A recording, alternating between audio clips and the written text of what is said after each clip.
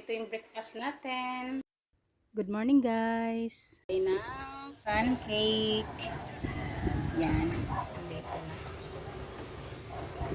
So, gumawa ako ng pancake breakfast namin. Ayan, silingkon tulog pa. So, ayan, mag-ano tayo. So, kunti na lang. May nagawa na akong 4.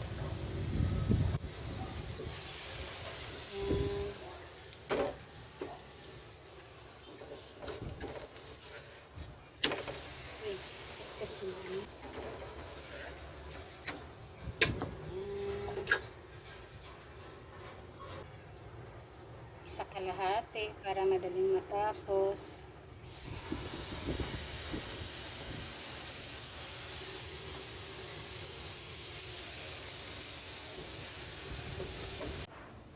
So, ayan guys, tapos na tayong nagluto ng pancake. At ngayon ay gagawa ako ng shake na watermelon. So, ayan.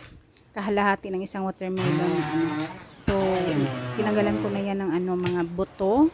So, galing freezer yan.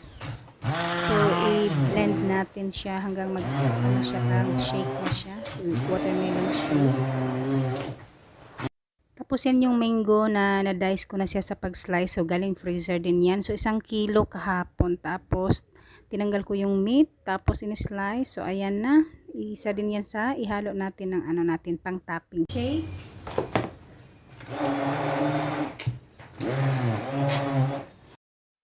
So, tapos na natin siya na blend. At tayo maghanda ng 3 bowl.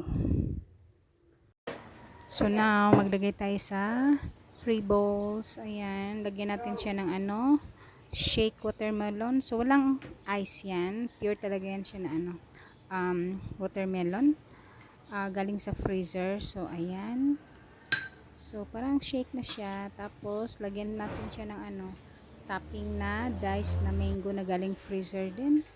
Ayan, lagyan na natin siya ng pang topping yung mango natin. Ayan, para mas masarap pa yung natin, watermelon shake. Kasi nung una, gusto kong lagyan ng mango, walang mango. So ngayon, may mango tayo.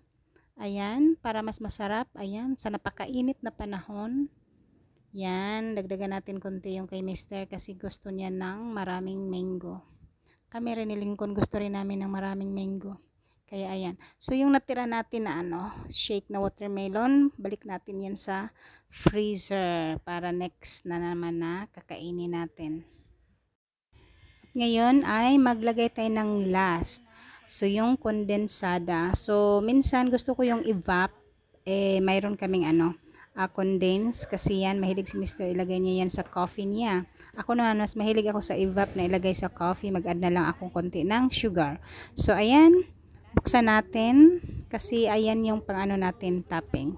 So yan siya, kondensada na Alaska. So alpine or kondensada na evap, alpine at kondensada. Paborito ko na talaga yan nung kabataan ko pa. Ayan, hinihigop ko yan. Minsan may teacher magbigay sa amin. Ayan, hinihigop ko yung condense na ibigay sa amin pag weekend. Umuwi siya sa kanila sa bayan nila pag weekend. So ayan. Lagyan natin siya ng That is for you? kondensada. Yay! Thank you, Mommy. Thank you, Mother. Thank you, madam. Sa tatay niya. Yan. Sarap. So, walang halong ice yan na crush. So, freezer ko lang yung tapos saka mo siya crush, parang shake. Ayan.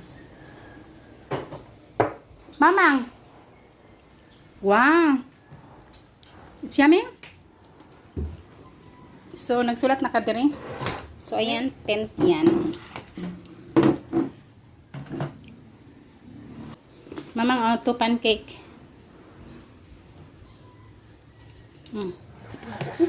Yeah, that is breakfast. Look who I'm so lucky for it.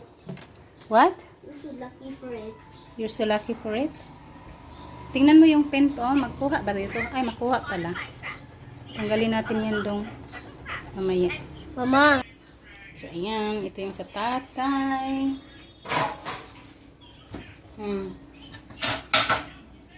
So, ganito kami kakain. So, yan yung breakfast natin. And, what is that?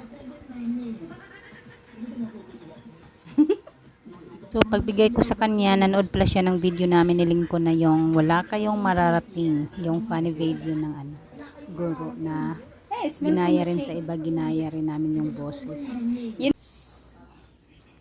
So, may natira pa tayo dito na watermelon. Lagay natin sa freezer ulit.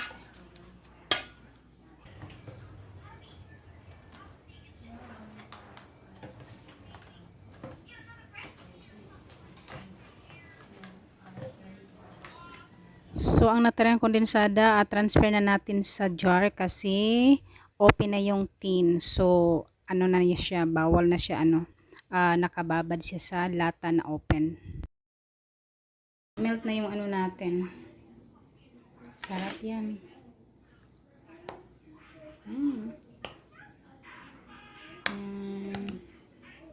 Masarap to siya pag may ano pa. Hindi na. Yung corn. Pero ito na. So guys, tayo na naman yung kakain. Ikaw na kabalintong doon ah. Okay? May nilagay. Siling ko kumain na. Mama, finish your pancake.